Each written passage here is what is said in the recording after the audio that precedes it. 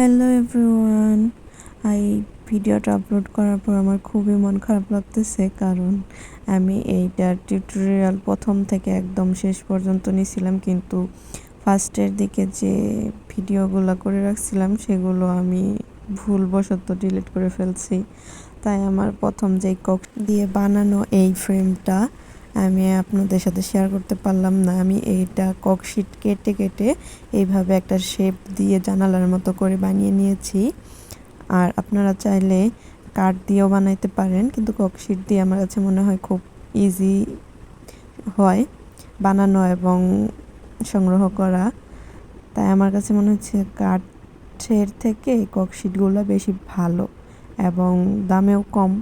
আমি এই ককশিটগুলো ফ্রিতেই পাইছি, একজনের কাছ থেকে নিয়েছিলাম।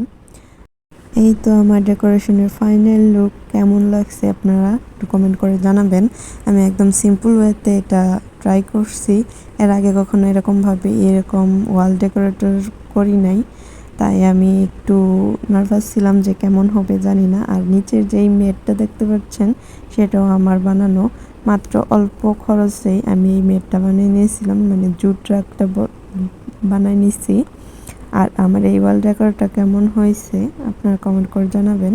তারপর আমি তাকে বললাম যে একটু আমার এটা সেট করে দেওয়ার জন্য ওয়ালে। তারপর সে এটা ভালোভাবে সেট করে দিচ্ছিল।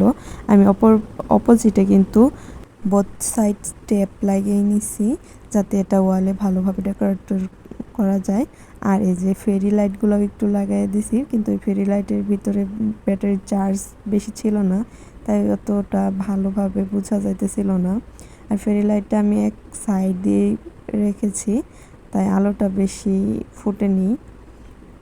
এই তো আমার রুম কেমন লাগলো কমেন্ট করে জানাবেন।